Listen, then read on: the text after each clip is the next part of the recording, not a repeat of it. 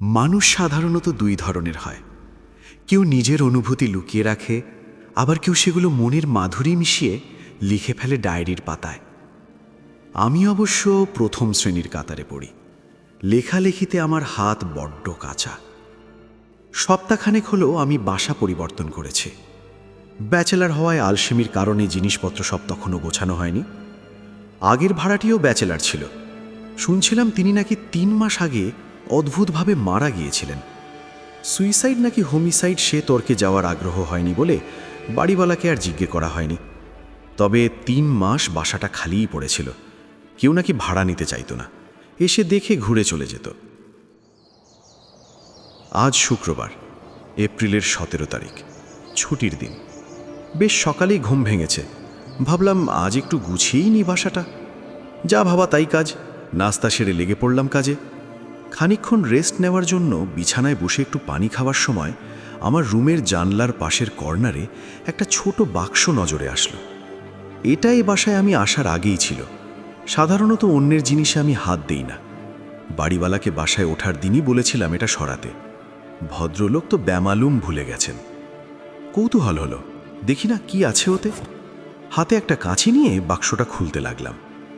ভেতরে পেলাম কয়েকটা উপন্যাসের বই আর একটা কালো মলাটের ডায়েরি। আমার নজর পড়ল ডায়েরির দিকে। কেন জানি না আমার মনে হলো ডায়েরির প্রতিটা পাতা আমাকে চুম্বকের মতো আকর্ষণ করছে। না, এটা ঠিক না বলেই ডায়েরিটা রুমের কোনায় ছুঁড়ে ফেললাম। মোটামুটি গুছিয়ে গোসল ছেড়ে জুম্মার নামাজ পড়ে বাসায় আসলাম। রান্নার খালাও আসেনি আজ, তাই বাইরে থেকে বিরিয়ানি এনেছি।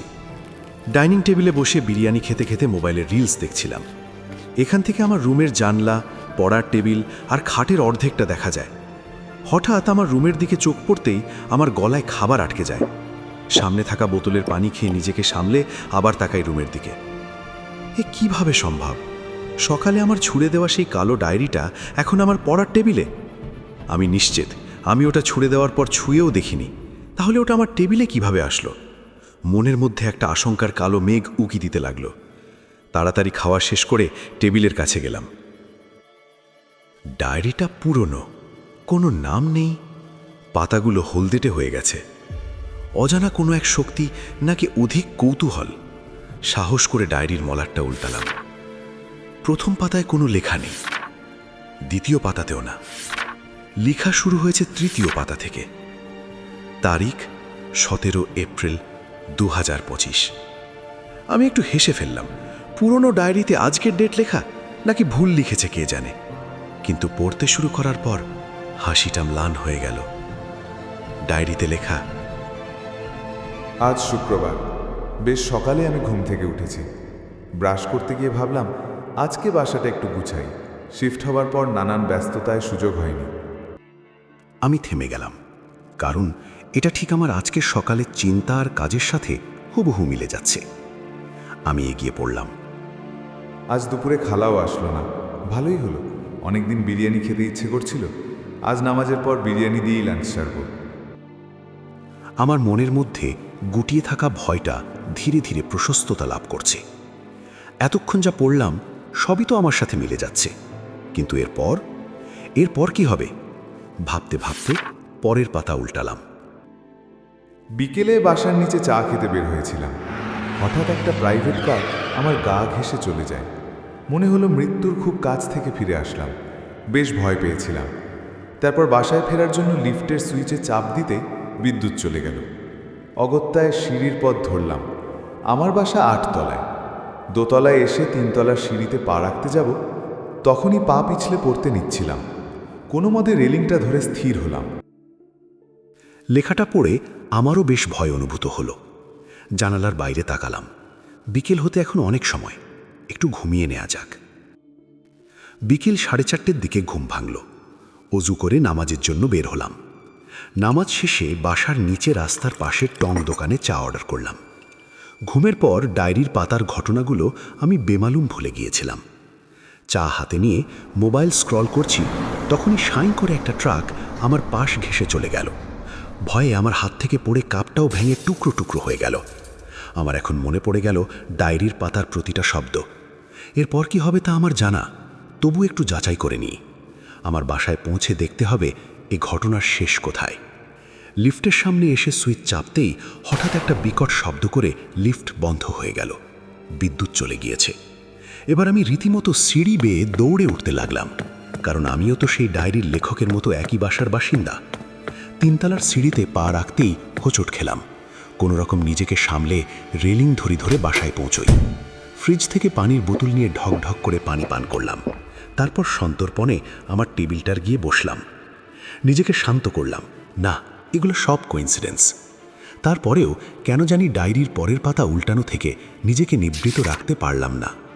পরের অংশে লেখা, আমি বাসায় এসে শান্ত হয়ে নিজেকে বোঝাচ্ছি এগুলো সবই কাকতালীয়, কিন্তু কেন সব এমন হচ্ছে?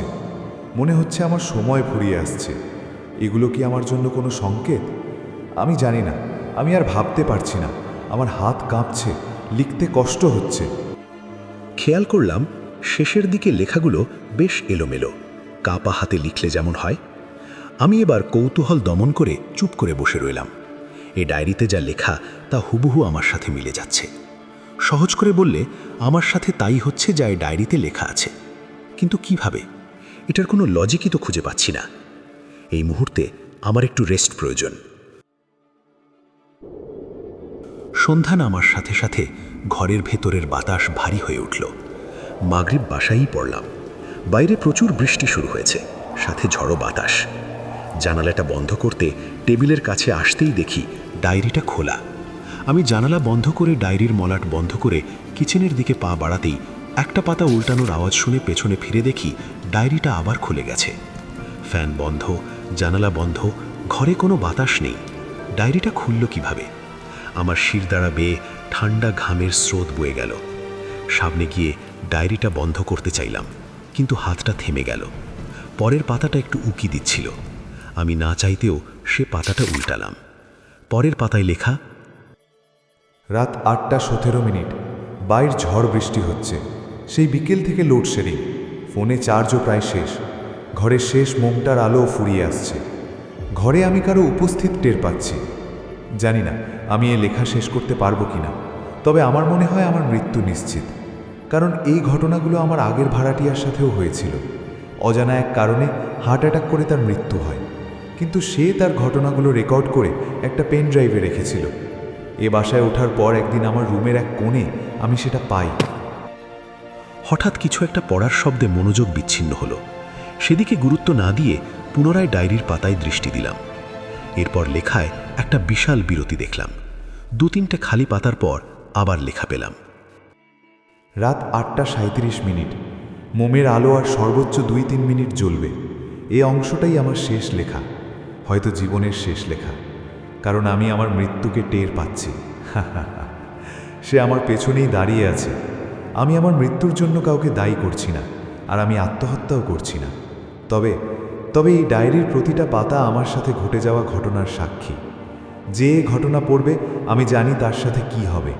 কারণ সমস্যা ডায়েরির না, সমস্যা এ মায়াবী ঘরের, এই রুমের। এ যেন এক অদ্ভুত কোনো এক মায়াজাল। ধ্যাৎ, মোম নিভে গেল। জানি না লেখা কেমন হচ্ছে, তবে আমার হাত আর চলছে না। কেউ আমাকে... আমার বুক ধক করে উঠল, কারণ এরপর আর লেখা নেই। আমি ঘড়ির দিকে তাকালাম, সময় 8:10। আমি হেসে উঠলাম, একটা অদ্ভুত কৃত্রিম হাসি। এটা ইম্পসিবল বলে নিজেকে সান্ত্বনা দিলাম। ডায়েরিটা বন্ধ করে দূরে ছুড়ে দিলাম। টিভি অন করতে চাইলাম, কিন্তু পরক্ষণেই মনে পড়ল লোডশেডিং তো সেই বিকেল থেকেই। জেনারেটরে তো টিভির লাইন নেই। নিজেকে ডিস্ট্র্যাক্ট করার চেষ্টা করতে মোবাইলের স্ক্রিনে তাকালাম। চার্জ দেখে আমার নিজের প্রতি তৈরি হওয়া আত্মবিশ্বাস ধীরে ধীরে ভাঙতে শুরু করল। মাত্র 7%। কিন্তু সময় যত যাচ্ছিল আমার ভেতরের হৃৎপিণ্ডের আওয়াজটা তত জোরালো হচ্ছিল। মোবাইলে আবার তাকালাম, চার্জ 3%। সময় 8:30। ঘড়ির কাঁটা যেন অস্বাভাবিকভাবে দ্রুত এগোচ্ছিল। 8:32, 8:35, 8:37। আমার শ্বাস প্রশ্বাস ভারী হয়ে উঠল। 8:39। আমি আর থাকতে পারলাম না। ডায়েরিটা আবার হাতে নিলাম, আর কিছু লেখা আছে কিনা দেখার জন্য। 4 পাতা পরের একটা পাতায় একটা লাইন দেখে আমার হৃৎস্পন্দন হঠাৎ থমকে গেল। শেষ লাইনে লেখা, ইয়োর নেক্সট মাই ডিয়ার। 8:40।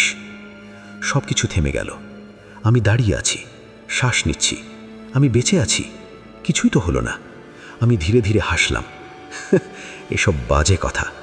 আমি ডায়েরিটা বন্ধ করে বারান্দার দিকে যাচ্ছিলাম। বিদ্যুৎ চলে এসেছে কখন খেয়ালই করিনি। বারান্দার কার্নিশে দাঁড়িয়ে বৃষ্টির পরে ঠান্ডা বাতাসটা চোখ বন্ধ করে অনুভব করছিলাম। ঠিক তখনই আমার চোখ পড়ল নিচে। একটা ভিড়।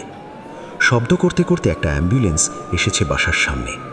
বারান্দা থেকে ঘরে ঢুকে নিচের ঘটনা জানার জন্য নিচে যেতে নিতেই ঘরের মাঝে লাগানো ঘড়ির দিকে দোক পড়ল। সময়টা রাত 12:30। আমার কলিজা শুকিয়ে গেল। এত সময় কি করে হলো?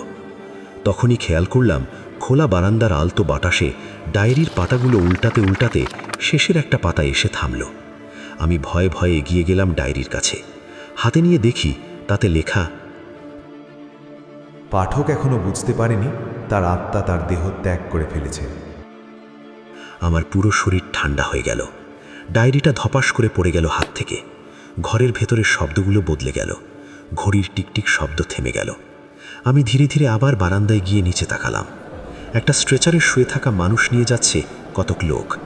আমি ঠায় তাকিয়ে রইলাম, কারণ ওই স্ট্রেচারে শুয়ে থাকা লোকটা আর কেউ না, ওটা আমি। একটা রহস্যময় ডায়েরির গল্পের মায়াজালে আটকে পড়েছিলাম।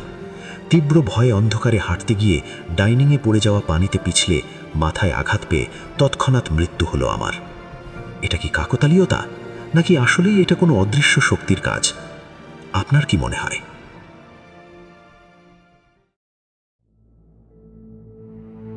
শুনছিলেন আজকের গল্প, সেই কালো ডায়েরিটি। আশা করি আপনারা গল্পটি উপভোগ করেছেন। আমাদের চ্যানেলটি সাবস্ক্রাইব করে এরকম আরও নতুন নতুন গল্প পেতে সাথেই থাকুন। ধন্যবাদ।